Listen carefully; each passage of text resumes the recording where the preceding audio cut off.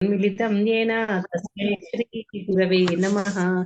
नमो विष्णुपादाय कृष्णप्रस्थाय भूतले श्रीमते भक्तिवेदान्त स्वामिनिति नामिने। नमस्ते सारस्वते देवे गौरवाणी प्रचारिणे निर्विशेष शून्यवादी पाश्चात्य देशतारिणे। जय श्री कृष्ण चैतन्य प्रभु नित्यानंद श्री अद्वैता गदाधर श्रीवासादि गौरभक्तवृंद। हरे कृष्णा कृष्णा कृष्णा हरे हरे, हरे राम राम राम हरे हरे।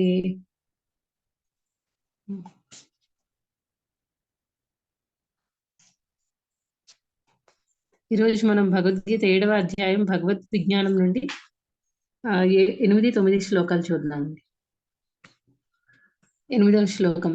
రసోహమప్సు కౌంతేయ ప్రభాస్మి శశి సూర్యయోః ప్రణవః సర్వవేదేషు శబ్దః కే పౌరుషం నృషు.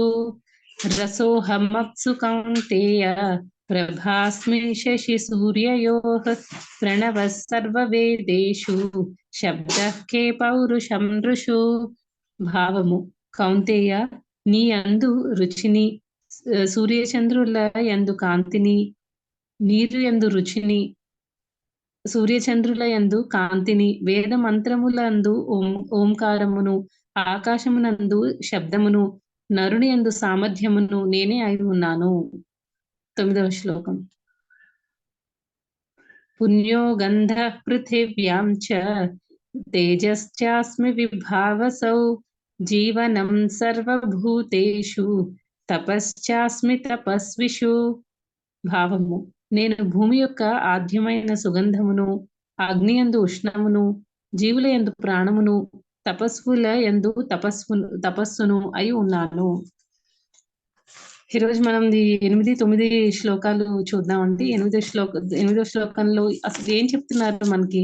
ఇంతవరకు ఈ 7వ అధ్యాయంలో ఏం చూసామంటే 1, 2, 3 శ్లోకాల్లో భగవంతుడు జ్ఞానాన్ని ఇవ్వడానికి ట్రై చేస్తున్నారు. దాన్ని వినమని అర్జునుడికి చెప్తున్నారు అనమాట. ఎందుకు మన జ్ఞానం గురించి, ఏది నిజమైన జ్ఞానము అంటే, ఏది నిజమైన జ్ఞానము అంటే భగవంతుడి గురించి తెలుసుకోవడమే నిజమైన జ్ఞానం అనమాట. మనకి భగవంతుడితో ఉన్న ఆ సంబంధాన్ని తెలుసుకోవడం నిజమైన జ్ఞానం. అయితే ఎందుకు మన జ్ఞానం భగవంతుడి గురించి నేను ఏ స్క్రిప్చర్స్ చదవకపోయినా సరే, ఎలాంటి స్క్రిప్చర్స్, ఎలాంటి శాస్త్రాలు ఏమి చదవకపోయినా నాకు దేవుడి మీద నమ్మకం ఉంది అని మనం కొన్నిసార్లు కొంతమంది చెప్తూ ఉంటారు.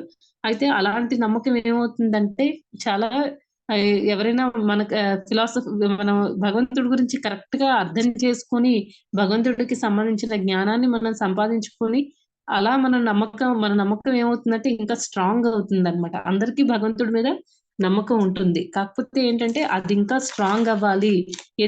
ఎవరైనా మనకి ఇంకొక దేవుడు, ఇంకొక వాళ్ళు ఎవరైనా వచ్చి కృష్ణుడు దేవాది దేవుడు కాదు, శివుడు దేవాది దేవుడు అని చెప్తే మనం దాన్ని ఖండించగలిగేటట్టు ఉండాలి. అందుకే భగవంతుడి గురించి మనం కంప్లీట్ గా తెలుసుకొని ఉండాలన్నమాట. ప్రతి మనం తెలియకపోతే కొంచెం కొంచెంగా మనం ప్రయత్నిస్తూ తెలుసుకోవడానికి ట్రై చేయాలి. లేకపోతే ఏమవుతుందంటే మనకున్న ఆ నమ్మకం అనేది కొద్ది రోజులే ఉంటుందన్నమాట.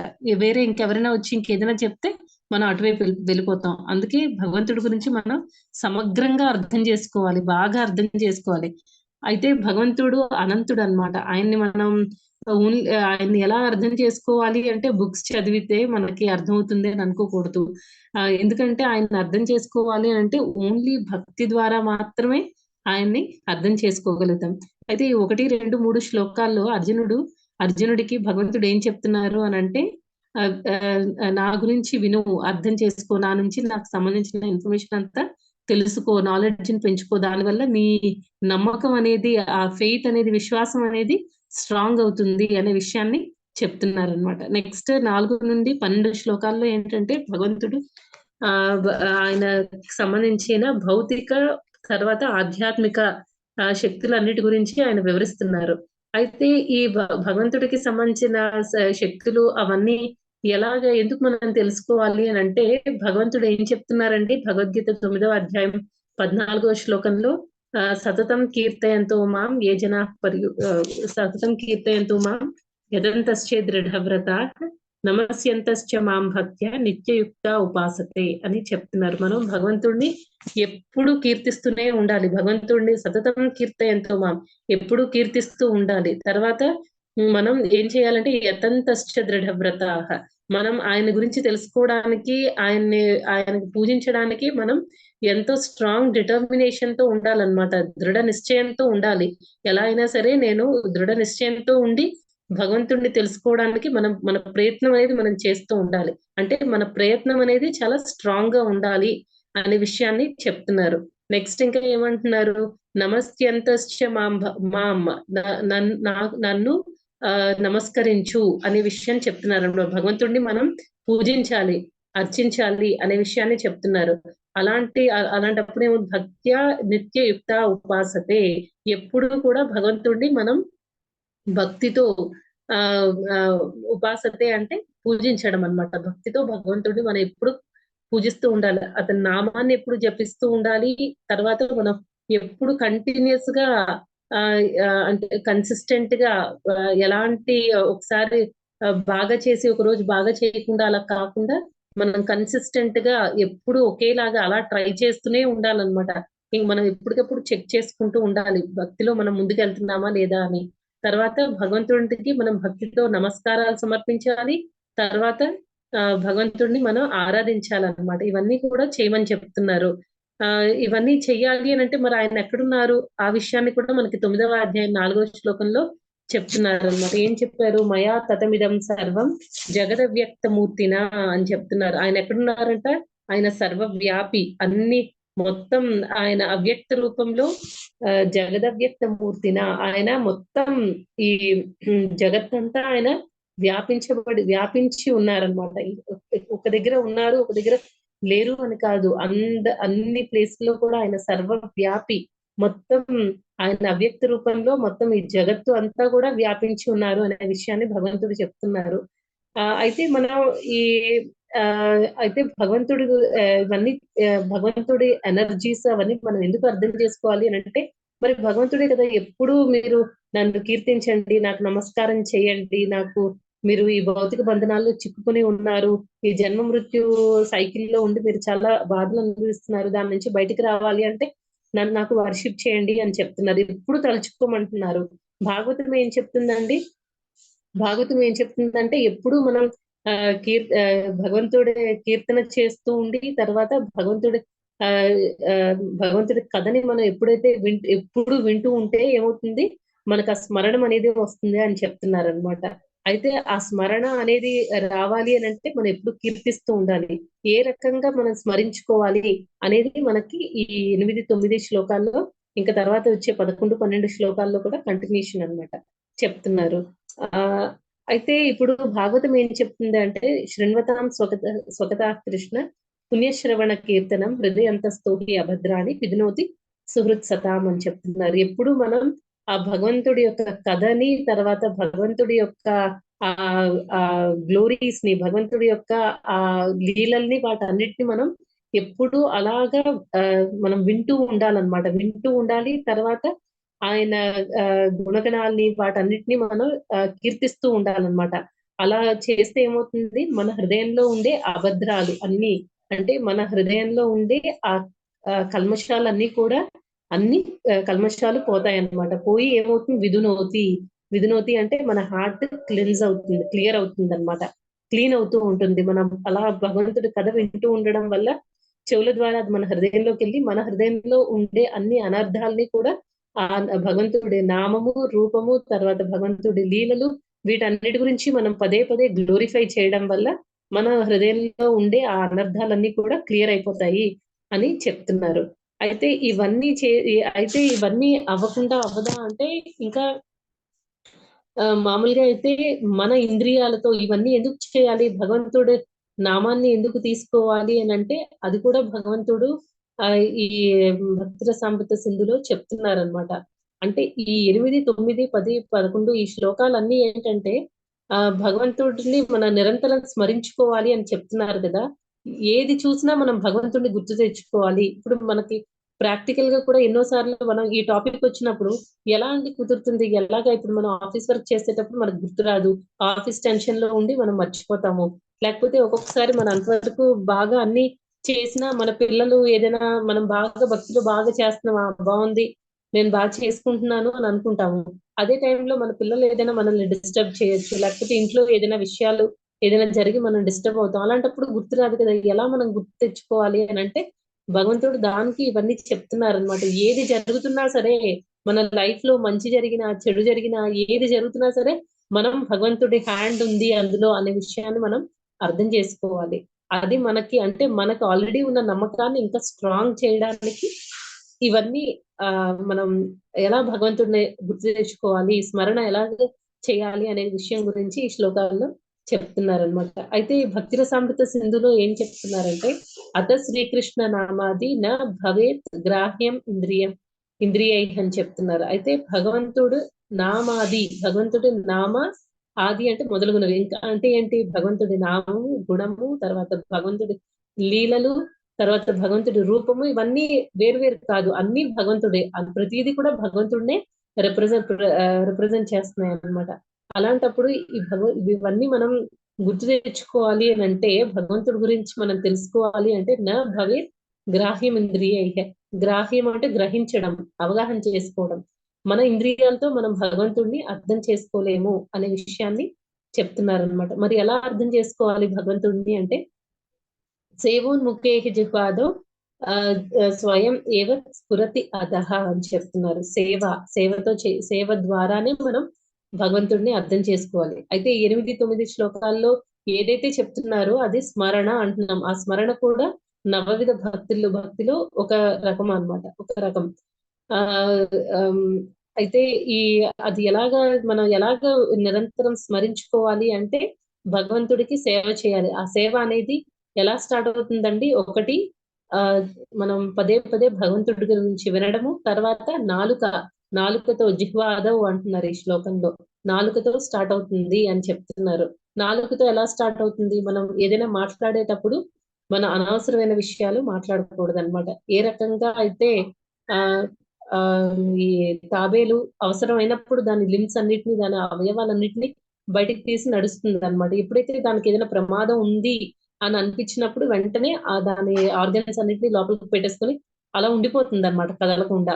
కదా, అదే రకంగా మనం కూడా ఏంటంటే ఆ ఆ తాబేలులాగే అవసరమైనప్పుడు మన మనకి ఆ భగవంతుడికి సంబంధించినవి ఏమైనా నడుస్తున్నాయి, ఆ చర్చలు జరుగుతున్నాయి అని అనుకునేటప్పుడు మాత్రమే మనం మాట్లాడడం కానీ లేకపోతే ఆ డిస్కషన్స్ లో పార్టిసిపేట్ చేయాలి. అది భగవంతుడికి సంబంధించింది కాదు, ఈ భౌతిక ప్రపంచానికి సంబంధించింది అని మనకు అనిపించినప్పుడు మనం క్వైట్ గా ఉండిపోవాలి, కామ్ గా ఉండాలి, ఏం మాట్లాడకూడదు అనమాట. ఇవన్నీ ఏంటంటే మనకి భక్తిలో ఇవన్నీ ప్రాక్టీసెస్ అన్నమాట. మనకి భక్తిలో ముందుకెళ్ళడానికి ప్రాక్టీసెస్. లేకపోతే ఏమవుతుంది, ఒక పక్క మనం భక్తి చేస్తూ ఉంటాము, తర్వాత ఎవరైనా ఏవైనా విషయాలు ఏవైనా సీరియల్స్ గురించి కానీ లేకపోతే మూవీస్ గురించి కానీ లేకపోతే ఈ గేమ్స్ గురించి, స్పోర్ట్స్ గురించి, వాటి గురించి మాట్లాడేటప్పుడు ఆటోమేటిక్ గా మనం వినకూడదు అని అనుకుంటాము, కానీ ఒక చెవి అటు పడేస్తాం అనమాట. అలాంటివన్నీ జరగకూడదు అని అంటే మనం ప్రాక్టీస్ చేయాలి. ఆ ప్రాక్టీస్ కి ఇవన్నీ హెల్ప్ అవుతాయి అన్నమాట. ప్రతిరోజు శాస్త్రాలు చదవడం, భక్తుల సాంగత్యంలో ఉండడం, అన్నిటికంటే most basic and most important. ప్రతిరోజు భగవంతుడి నామాన్ని మనం జపించాలి. జపించేటప్పుడు కూడా అటెంటివ్ గా జపించాలి. మనకి మార్పు మనం కోరుకోవాలి. నేను చేసేదే అంటే కొంచెం కొంచెం భక్తి చేసిన తర్వాత మనం కొంచెం ప్రోగ్రెస్ అయిన తర్వాత నేను బాగా భక్తి చేస్తున్నాను, బాగా నేను అన్ని బాగా చేస్తున్నాను అనే ఫీలింగ్ మనకు వస్తుంది అనమాట. అది అలాంటివి రాకూడదు. అవి వస్తున్నాయి అని అంటే అది మన ప్రోగ్రెస్ కి చెక్ పెట్టేస్తున్నాయి అనమాట. అవన్నీ జరగకూడదు అని అంటే మనం ఏం చేయాలి అని అంటే ఎప్పటికప్పుడు మనం ఇంట్రోస్పెక్ట్ చేసుకుంటూ ఉండాలి. మనం భక్తిలో ఏం చేస్తున్నాం, ఇంతవరకు ఏం చేసాం, నెక్స్ట్ ఇంకా ఏం చేయొచ్చు, నిజంగా మనం భక్తి ప్రాపర్ గా చేస్తున్నామా లేదా. కొన్నిసార్లు ఆ మనం మన శిక్షా గురువు నుంచి వినొచ్చు ప్రతిరోజు మంగళారతి చేయాలి అని.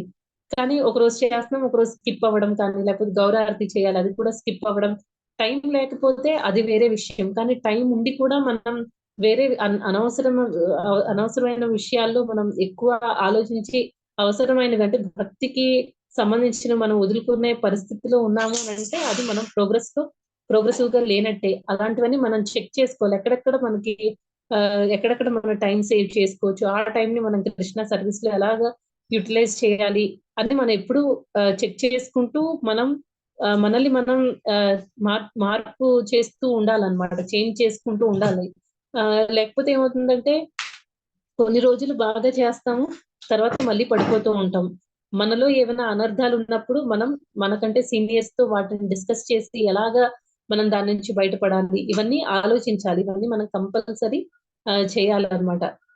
అయితే ప్రతి నవవిధ భక్తిలో కృష్ణుడేమో ఫస్ట్ 3 శ్లోకాస్ లో హియరింగ్ గురించి అంటే శ్రవణం గురించి చెప్పారు. ఈ 4-12 శ్లోకాలు భగవంతుడి ఎనర్జీస్ గురించి చెప్తూ ఎలాగ భగవంతుడిని నిరంతరం మనం స్మరించుకోవాలి, ఎలా జ్ఞప్తికి తెచ్చుకోవాలి అనే విషయాల్ని ఈ శ్లోకాల్లో చెప్తున్నారు అనమాట.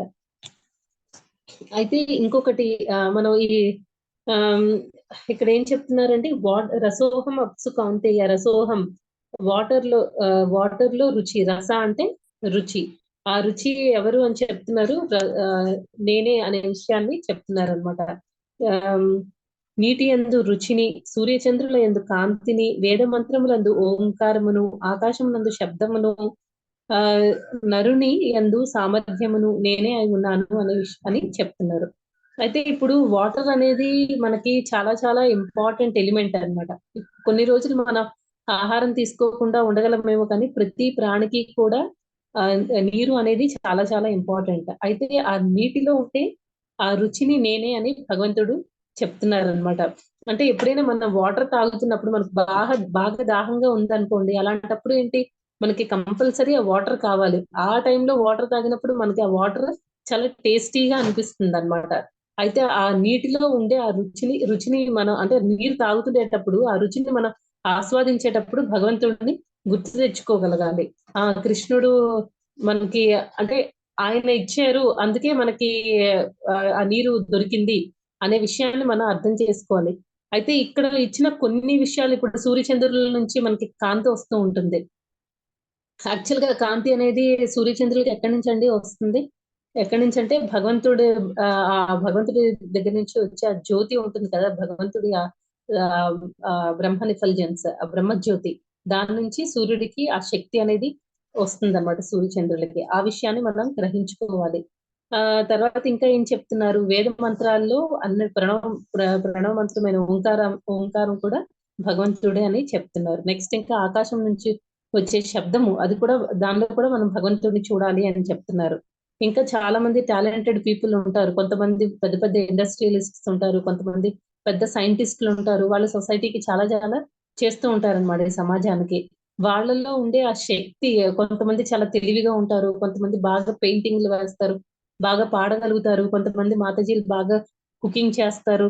ఇవన్నీ ఎక్కడి నుంచి వచ్చాయి అని అంటే, ఇవన్నీ అంటే వాళ్ళలో మనం అలాంటి వాళ్ళని మనం చూసినప్పుడు వెంటనే మనకి ఆ భగవంతుడు వాళ్ళకి ఆ ఎనర్జీ ఇచ్చారు అనే విషయం మనకి అర్థం చేసుకోవాలన్నమాట, మనం అర్థం చేసుకోవాలి ఈ శ్లోకంలో. అయితే ఆ ఇక్కడ అయితే ఓన్లీ కొన్ని విషయాల్లో, ఈ విషయాల్లో మాత్రమే మనకి అంటే అన్ని పాజిటివ్ లోనే మనం భగవంతుడి హ్యాండ్ చూడాలా అని అంటే అది మాత్రమే కాదు. ఇప్పుడు కొన్నిసార్లు మనకి లైఫ్ లో కొన్ని నెగిటివ్స్ కూడా జరుగుతూ ఉంటాయి. ఆ మనం ఎక్స్పెక్ట్ చేయనివి జరుగుతూ ఉంటాయి. మంచి చూసినప్పుడు ఆ భగవంతుడు నా మీద బాగా మంచి జరిగేటప్పుడు మన భగవంతుడు నా మీద బాగా దయ చూపిస్తున్నాడు. కొన్నిసార్లు మనం చాలా అంటే ఆ ఎమోషన్స్ ని ఆపుకోలేక మనకి కంట్లో నుంచి నీళ్లు కూడా వచ్చేస్తూ ఉంటాయి. నేను నిజంగా ఇంత కృపకి నేను ఎలిజిబుల్ కాదు, కానీ భగవంతుడు నా మీద, కృష్ణుడు నా మీద ఎంత మనకి చూపిస్తున్నాడు, కరుణ చూపిస్తున్నాడు అని మనం ఆలోచిస్తూ ఉంటాం. కానీ నెగిటివ్ జరిగింది అనుకోండి, వెంటనే ఏం జరుగుతుంది, మనకి మనకి ఇష్టం లేనిది ఏదో జరిగింది లైఫ్ లో, మనం ఏదో ఎక్స్పెక్ట్ చేస్తున్నాం, అది జరగలేదు, ఇంకొకటి ఏదో జరిగింది, వెంటనే మనం ఏం చేస్తాం, అప్పుడు అలాంటి విషయాల్లో మాత్రం మనం కృష్ణుడిని గుర్తు తెచ్చుకోమన్నమాట. వెంటనే ఏంటి, తిట్టుకుంటూ ఉంటాం, కృష్ణాన్ని గుర్తు తెచ్చుకుంటాం, కానీ ఎలాగా నెగిటివ్ గా ఆలోచిస్తాం. కృష్ణుడు, నేను ఇంత రోజు పొద్దున్నే లేచి చాంటింగ్ చేసి మంగళారతి చేస్తున్నాను, ప్రతి సండే నేను మా టెంపుల్ కి వెళ్తాను, లేదా సెంటర్ కి వెళ్తాను, భాగవతం వింటున్నాను, అన్ని చేస్తున్నాను, అయినా సరే భగవంతుడు నా మీద ఎలాంటి దయ చూపించట్లేదు అని అనుకుంటాం అన్నమాట. కానీ అప్పుడు కూడా మనం భగవంతుడి హ్యాండ్ ని పాజిటివ్ వేలో చూడొచ్చు. ఎలా అంటే, ఓకే, కృష్ణుడు నాకు ఈ కష్టం ఇచ్చాడు అని అంటే దీని తర్వాత నాకేదో మంచి జరగబోతుంది, అందుకే నాకు ఈ ఈ రకంగా భగవంతుడి దయ ఈ రకంగా కూడా చూపిస్తాడు అని. మనం ఎప్పుడు భక్తుడు అనేవాడు ఎలా ఉండాలి, ఎప్పుడు సెల్ఫ్ సాటిస్ఫైడ్ గా ఉండాలన్నమాట. ఏది జరిగినా కృష్ణ హ్యాండ్ ని చూడాలి. ఒకవేళ నెగిటివ్ జరిగినప్పుడు కూడా కృష్ణుడు నాకేదో మంచి చేస్తున్నాడు, లేకపోతే నాకు ఇంకా ఏదో పెద్దది చెడు జరగాల్సింది భగవంతుడు దయ వల్ల నాకు ఈ చిన్న చిన్న ప్రాబ్లమ్స్ తో ఆగిపోతుంది. ఒకవేళ నేను ఈ భక్తి మార్గంలో ఉండి ఉండకపోతే, కృష్ణుడు నా మీద కృప చూపించకపోతే నేను ఇంకా ఏదో పెద్దదే ఎదురు ఫేస్ చేయాల్సిందే. కానీ భగవంతుడు దాన్ని ఆపేశాడు అనమాట. కర్టెన్ వేసి దాన్ని అక్కడికి ఆపేసి మనకి చిన్న కష్టాన్ని మాత్రమే పాస్ చేశాడు అనే విషయాన్ని మనం అర్థం చేసుకోవాలి. అందుకని మన మన కర్మల్ని వాటికి భగవంతుడిని ఎప్పుడు బాధ్యుడిని చేయకూడదు అనమాట. ఇంకా ఏం చెప్తున్నారు అంటే, ఇవన్నీ ఎందుకు చెప్తున్నారు అంటే, భగవంతుడిని కొన్నిసార్లు కొంతమంది అడుగుతారనమాట. ప్రభుపాదుల వారు కూడా ఇలాంటి క్వశ్చన్స్ ని ఫేస్ చేశారు. మీరు భగవంతుడిని చూసారా? మీరు కృష్ణాన్ని చూసారా? ఇప్పుడు చెప్తూ ఉంటారు కదా! కృష్ణుడు ఇలా ఉంటాడు, అలా ఉంటాడు అని కృష్ణుడు డిస్క్రైబ్ చేస్తున్నారు. కృష్ణుడు లీలల గురించి చెప్తున్నారు. మరి మీరు ఇంత పరమ భక్తులు కదా! మీరు కృష్ణుడిని చూసారా? నాకు చూపిస్తారా అనంటే, ప్రభుపాదుల వారు ఏమంటారు, నేను చూశాను, మీరు చూడడానికి మీలో ఎలిజిబిలిటీ ఉందా అని అడుగుతారనమాట. నిజంగా మనం క్వాలిఫైడా భగవంతుడిని చూడడానికి?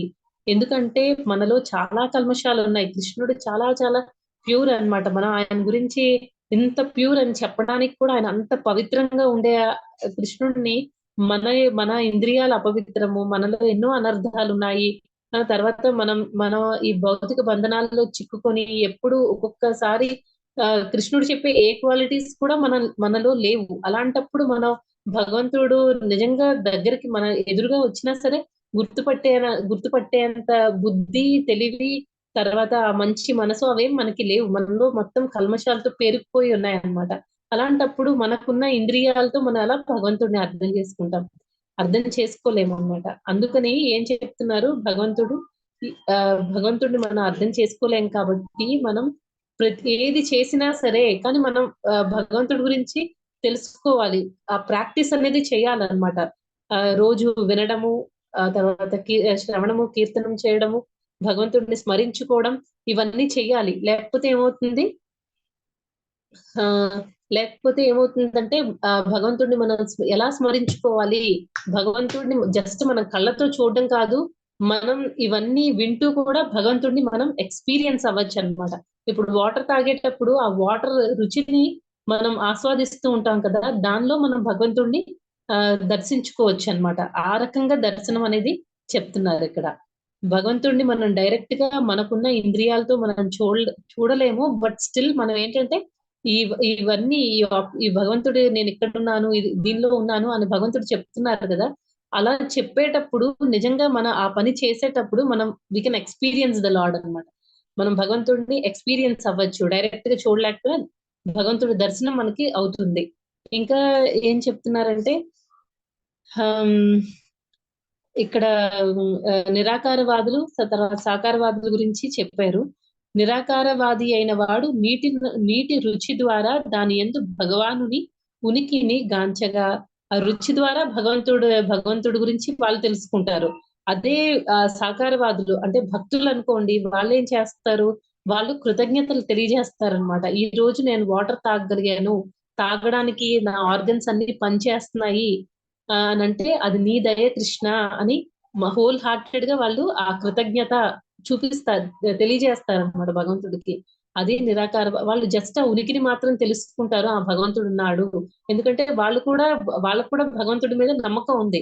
కాబట్టి తాగేటప్పుడు ఆ రుచిని వాళ్ళు ఆస్వాదిస్తూ దానిలో భగవంతుడిని తెలుసుకుంటారు. అదే భక్తులైతే ఏం చేస్తారు అని అంటే, వాళ్ళు భగ ఇచ్చినందుకు ఆ నీటిని ఇచ్చి, అవసరమైనప్పుడు నాకు ఆ నీటిని ఇచ్చి, ఆ నీరు తాగడానికి కూడా మనకి ఆ ఆర్గన్స్ అన్ని పనిచేయాలి కదండి. నోరు పనిచేయాలి, ఆ ఫుడ్ పైప్ పనిచేయాలి, లోపల స్టమక్ లోపలికి వెళ్ళడానికి అది పనిచేయాలి, మన కిడ్నీస్ అవి పనిచేయాలి, వేస్ట్ అంతటిని బయటికి పంపించడానికి. ఆర్గన్స్ అన్ని నీరు తాగేస్తే అయిపోద్ది కదా, ఆ వేస్టేజ్ బయటికి రావడానికి మనలో ఉండే సర్టన్ ఆర్గన్స్ అన్ని కూడా, అవయవాలన్నీ పనిచేయాలి. ఆ పని చేయడానికి అదంతా కృష్ణుడి వల్లే జరుగుతుంది అని వాళ్ళు చాలా గ్రాటిట్యూడ్ చూపించుకుంటారనమాట ఆ భక్తులైతే. ఆ భగవతత్వము నెరిగిన సాకార భావనము నిరాకార భావనము అనునవి ఏకకాలమున సమస్తమునందు నెలకొని ఉండును. కనుకనే శ్రీ చైతన్య మహాప్రభు ఏకకాలమున ఏకత్వము మరియు భిన్నత్వములను తెలిపేది అభేద తత్వము అనేది తమ ఉదాత్త సిద్ధాంతమును స్థాపించిరి. నెక్స్ట్ ఇంకా ఏం చెప్తున్నారు అంటే, ఈ మంత్రాలలో వేద మంత్రాల్లో ఓంకారాన్ని నేను అని చెప్పి, ఆకాశంలో శబ్దము నేనే, తర్వాత నరుల యందు ఉండే సామర్థ్యమును నేనే అనే విషయాన్ని భగవంతుడు అన్నిట్లోన భగవంతుడు ఉంటారు అనే విషయాన్ని చెప్తున్నారు అనమాట. నెక్స్ట్ శ్లోకంలో ఏం చెప్తున్నారు, భూమి యొక్క ఆద్యమైన సుగంధమును, అగ్ని యందు ఉష్ణమును, జీవుల యందలి ప్రాణమును, తపస్సుల యొక్క తపస్సును నేనే అయి ఉన్నాను అని చెప్తున్నారు. అయితే ఇక్కడ మనకి ఓన్లీ భూమి మీదే కాదు, పువ్వుల్లో కూడా మనకి మంచి స్మెల్ వస్తూ ఉంటుంది. ప్రతి దానికి కూడా ఒక అట్రిబ్యూట్, అంటే దానికి కొన్ని క్యారెక్టరిస్టిక్స్, కొన్ని ఫీచర్స్ అనేవి ఉంటాయి. అంటే ఇప్పుడు సపోజ్ పువ్వులు ఉన్నాయనుకోండి, పువ్వులు చూడడానికి చాలా అందంగా ఉంటాయి. అందం అనేది ఒక అట్రిబ్యూట్ అనమాట. అంటే భగవంతుడిని చూడడానికి. తర్వాత చాలా సాఫ్ట్ గా ఉంటాయి. ఆ సాఫ్ట్నెస్ మనం ఇప్పుడు భగవంతుడి పాదాలు కూడా చాలా సాఫ్ట్ గా ఉంటాయని, అలా మనం ఏది మంచిది చూసినా దానిలో మనం భగవంతుడిని మనం గుర్తు తెచ్చుకోగలగాలన్నమాట. తర్వాత పువ్వుల నుంచి మంచి స్మెల్ కూడా వస్తూ ఉంటుంది. తర్వాత ఇప్పుడు అగ్ని ఉందనుకోండి, అగ్ని నుంచి ఆ హీట్ అనేది ఉంటుంది. ఆ హీట్ అనేది కూడా ఎక్కడి నుంచి వస్తుంది, అది కూడా భగవంతుడిలో కూడా హీట్ ఉంటుంది. భగవంతుడే అన్నిటికీ సప్లయర్, ఆయనే అన్ని ప్రొవైడ్ చేసేది. మనం అనుభవించే ప్రతిదీ కూడా భగవంతుడి నుంచి వస్తుంది. భగవంతుడే దానికి మూల కారణం అని అర్థం చేసుకోవాలి. తర్వాత మనందరం ఇలా ప్రాణాలతో ఉన్నాము, ఈ రోజు భగవద్గీత చదువుతున్నాము అంటే దానికి కారణం కూడా భగవంతుడే. ఆ విషయానికి కూడా మనం కృతజ్ఞతలు చెప్పుకోవాలి భగవంతుడిని గుర్తు చేసుకోవాలి. తర్వాత తపస్సులు ఎవరైతే తపస్సు చేస్తారో వాళ్ళు చేసే ఆ తపస్సు కూడా భగవంతుడే. తర్వాత వాళ్ళ ఏ దేనికోసం అయితే ఆ తపస్సులు అవన్నీ చేస్తూ ఉంటారో, ఎలాంటి శక్తులు సంపాదించడానికి, దానికి కూడా మూల కారణం భగవంతుడే అనే విషయాన్ని చెప్తున్నారనమాట. తర్వాత అగ్ని గురించి ఇక్కడ ప్రభుపాదుల వారు మన ఆ మన అదే మన ఉదరంలో ఆ మనకి డైజెషన్ అంతా జీర్ణం జరుగుతూ ఉంటుంది కదండి. ఆ జీర్ణ వ్యవస్థ అంతా కరెక్ట్ గా పనిచేస్తుంది అంటే లోపల జఠరాగ్ని అనే ఒక అగ్ని ఉంటుంది అనమాట. దానికి కూడా ఆ అగ్ని కూడా ఎవరి వల్ల వస్తుందంటే అది కూడా భగవంతుడి ద్వారానే వస్తుంది అనమాట. ఇక్కడ ఇప్పుడు మనకి ఈ శ్లోకాలన్నీ చదువుతూ ఉంటే ఏమవుతుంది, ప్రతి దానికి కూడా ప్రొపరైటర్ కృష్ణయే. కానీ మనం ఏం చేస్తాము, కొంచెం మనం ఏదైనా సాధించగానే నాకు చాలా శక్తి ఉంది, నేను ఏ పనైనా చేసేస్తాను, నేను చాలా తెలివైన దాన్ని, లేకపోతే నేను అన్ని పనులు నా ఓన్గా నేను అన్ని చేసేస్తాను, నాకు ఎవ్వరు అవసరం లేదు అని కొన్నిసార్లు మనకి అహంకారం అనేది వస్తుంది. కానీ మనకి యాక్చువల్ గా చెప్పాలి అని అంటే, కృష్ణుడు ఏదైనా మనకి ఆపేయాలి, మనకి ఏదైనా మన డైజెస్టివ్ సిస్టమ్ కానివ్వండి, లేకపోతే మన రెస్పిరేటరీ సిస్టమ్ కానివ్వండి, లేకపోతే మన యూరినరీ సిస్టమ్, మన నర్వస్ సిస్టమ్, మన బాడీలో పనిచేసే ఏ సిస్టమ్ అయినా సరే ఆపేయాలి అని భగవంతుడు అనుకుంటే ఒక్క క్షణం కూడా సరిపోదండి. దానికంటే తక్కువ టైంలోనే భగవంతుడు అన్నిటిని ఆపేసి మనల్ని బ్లాక్ చేసేయగలడు. ఈ నిమిషం మనం ప్రాణంతో ఉన్నాము. ప్రతి జీవి కూడా, ఏదైనా జీవి ప్రాణంతో ఉంది అంటే దాని ప్రాణం భగవంతుడి నుంచి వచ్చింది అన్నమాట. ఏ క్షణంలో ఏదైనా జరుగుతుంది. అందుకే మనకేంటంటే ఇది నాదే, నేనే ఇవన్నీ చేస్తున్నాను, అలాంటి అహంకారం అవన్నీ మనకి అనవసరం. భగవంతుడికి భక్తి మాత్రము చేయాలి అంతే. అయితే భగవంతుడు భక్తి అని మనం పదే పదే చెప్పుకుంటున్నాం కదా. అయితే ఈ భక్తి వైపుకి వెళ్ళడానికి అసలు ఫస్ట్ మన శ్లోక ఎలా స్టార్ట్ చేసామంటే, మనం శ్రవణం చేయాలి, కీర్తనం చేయాలి, అప్పుడే మనం ప్రతి దానిలో కూడా భగవంతుడిని స్మరించుకోగలుగుతాం అని చెప్తున్నాం. అసలు ఆ ఫస్ట్ ప్రాసెస్ అయినా ఎలా స్టార్ట్ చేయాలి, ఫస్ట్ స్టెప్ ఎలా పడుతుంది అని అంటే, దానికి భగవంతుడు ఏం చెప్తున్నారు అని అంటే, తేషాం తువ అంతగతం పాపం జనానాం పుణ్యకర్మణం తే ద్వంద్వ మోహ నిర్ముక్త భజంతే మాం దృఢవ్రతాః. ఫస్ట్ ఆఫ్ ఆల్ ఏంటి అంటే, ఎవరో ఒకళ్ళు మనకి కొన్నిసార్లు అజ్ఞాత సుకృతి అంటారు. ఆ రకంగా మనం ఎంతో కొంత సుకృతి సంపాదించుకుంటాం. లేకపోతే ప్రభుపాదులు లాంటి వారు ఎవరైనా మంచి భక్తుల సాంగత్యం అంటే, ఆయన డైరెక్ట్ గా ఇప్పుడు మన దగ్గర ఫిజికల్ గా ప్రెజెంట్ అయ్యి లేకపోవచ్చు, కానీ ఆయన బుక్స్ ఉన్నాయి, ఆయన ఇచ్చిన లెక్చర్స్ ఉన్నాయి, ఆయన శిష్యులు ఉన్నారు.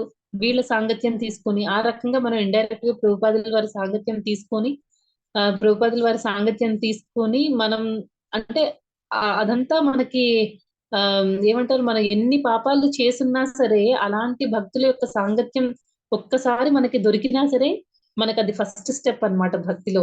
ఎప్పుడైతే మనలో ఉండే మనలో ఆ పాపాలు చేయాలి అనే ప్రవృత్తి స్లోగా పోయి జనానాం పుణ్యకర్మణం, ఎప్పుడైతే మనం పుణ్యకర్మలు చేస్తూ ఉంటామో తర్వాత ఇంకా తే ద్వంద్వ మోహ నిర్ముక్త్వ అంటున్నారు. అంటే ద్వంద్వాలన్నీ కూడా పోయి మోహం నుంచి మనం బయటపడి ఎప్పుడైతే మనం ఎప్పుడైతే ఇవన్నీ జరుగుతాయో, అంటే పాపాలు పోవాలి, పుణ్యాలు పెరగాలి, తర్వాత ద్వంద్వాలు ఉండకూడదు, ఇవన్నీ ఎప్పుడైతే జరుగుతాయో అప్పుడు ఏమవుతుందంటే మనలో మనం అప్పుడు భగవంతుణ్ణి ఆ, దృఢ ఆ, దృఢ నిశ్చయంతో, అంటే ఎలాగైనా సరే మనకి అంటే మెటీరియలిస్టిక్ గా ఏదైనా పొందడానికి మనం కొన్నిసార్లు ఎంత ఎఫర్ట్ పెడతామండి. ఎలాగైనా సరే స్టూడెంట్స్ ఉన్నారనుకోండి క్లాస్ లో, నాకు ఎలాగైనా సరే ఫస్ట్ ర్యాంక్ రావాలి, నాకే ఫస్ట్ ర్యాంక్ రావాలి అని చెప్పి ఎంత పట్టుదలగా చదువుతారు, రాత్రి పగలు తేడా లేకుండా చదువుతారు. వాళ్ళు గోల్ ఒక్కటే, ఫస్ట్ ర్యాంక్ రావాలంతే క్లాస్ లో. మన అసలు వాళ్ళ మైండ్ సెట్ ఆ టైంలో ఎలా ఉంటుందంటే ఎలాగైనా సరే తెచ్చుకోవాలి అంతే. లేకపోతే మనం కూడా అంతే, ఆఫీసులో ప్రమోషన్లు ఏమైనా కావాలనుకోండి, అప్పుడు ఏం చేస్తాము ఇంకా, మనకి ఏ టాస్క్ ఇచ్చినా సరే కంప్లీట్ చేస్తాం, ఇంకా ఇవ్వండి అని అడుగుతాము. మన మనం స్పెషల్ అని మనం ప్రూవ్ చేసుకోవడానికి ట్రై చేస్తాము. నార్మల్ విషయాల్లోనే ఇలా ఉన్నప్పుడు మరి ఆ భగవంతుడు భక్తి చేయడానికి మనం ఇంకా ఇంకా స్ట్రాంగ్ గా ఉండాలి. అంటే మనకు 24 hours కూడా మనకి ఇంకా వేరే థాట్స్ అనేవి ఉండకూడదు. మనం 24 hours కూడా మనం భగవంతుడిని ఎలాగైనా సరే పొందాలి, భగవంతుడు నన్ను చూడాలి అన్న దాంతో మనం భగవంతుడు హ్యాపీగా ఉండాలి. నేను చేసే ప్రతి పని కూడా భగవంతుడు నన్ను చూడాలి, భగవంతుడు హ్యాపీగా ఫీల్ అవ్వాలి. ఆ డిటర్మినేషన్ తో మనం ఆ భగవంతుడికి భక్తి చేయగలుగుతాం అని చెప్తున్నారు. అంటే ఆ పాపాలు అవన్నీ పోవాలన్నమాట. పోవాలి అని అంటే మనం చాలా రిగ్రెస్ గా ఈ భక్తి అనే దాన్ని చాలా సీరియస్ గా తీసుకోవాలి. ఇది ఏంటంటే ఆప్షనల్ అయితే కాదు. ఇప్పుడు మనకి ఏదైనా మనం మల్టిపుల్ టాస్క్ చేయాల్సి వచ్చేటప్పుడు, సపోజ్ మీరు ఆఫీస్ లో వర్క్ బాగా టైట్ గా ఉందనుకోండి, టైట్ గా ఉండేటప్పుడు ఏం చేస్తారు, లేకపోతే ఏదైనా మన ఫ్యామిలీలో ఫంక్షన్స్ ఏమైనా ఉండొచ్చు, లేకపోతే ఇంకా ఏమైనా ఎక్స్ట్రా పనులు, అంటే రోజు రొటీన్ గా చేసే పనులు మనం చేసుకునేటప్పుడు భక్తి కూడా బాగానే జరుగుతుంది. ఎప్పుడైతే మనకి రెగ్యులర్ గా చేసే వర్క్ కాకుండా ఇంకా ఎక్స్ట్రా ఏమైనా యాడ్ అయ్యాయి అనుకోండి, అలాంటప్పుడు మనం ఫస్ట్ వదిలేసేది ఏంటండి, నాకు టైం లేదు, ఈ రోజు 16 మాలలు వదిలే ఒక ఎన్ని ఎన్ని చేయగలిగితే అన్ని చేద్దాంలే అని అనుకుంటాం. లేకపోతే ఓకే దీక్ష తీసుకున్నాం అనుకోండి ఆల్రెడీ, అప్పుడేమవుతుంది, 16 మాలలు వదలలేము కదండి, చదువు కంపల్సరీ 16 మాలలు చేయాల్సిందే, ఏదో ఒక రకంగా కంప్లీట్ చేసేద్దామని కంప్లీట్ చేసేస్తారు. కానీ అప్పుడు ఏం వదిలేస్తారు, భగవద్గీత చదవడం కానీ, లేకపోతే భాగవతం చదవడం, లేకపోతే శ్రవణం చేయడం, ఇలాంటి వాటిని అంటే ఆప్షనల్ గా పెట్టుకుంటాము. అది చేయకూడదు అనమాట. భక్తి అనేది పార్ట్ ఆఫ్ మన లైఫ్ అయిపోవాలి.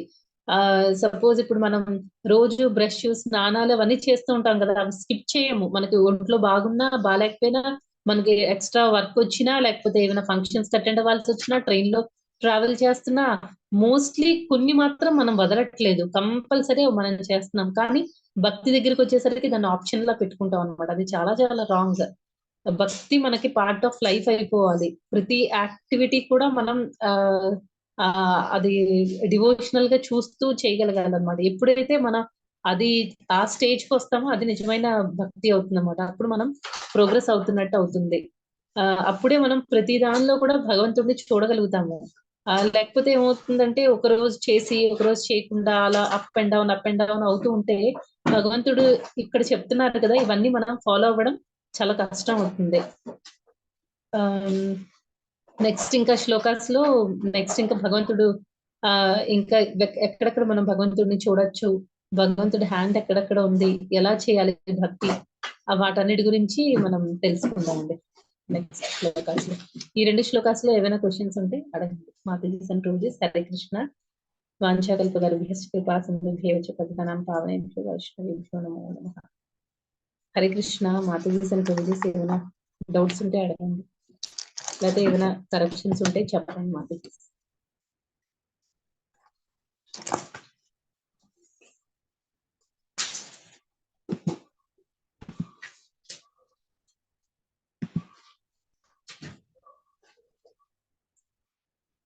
హరే కృష్ణ.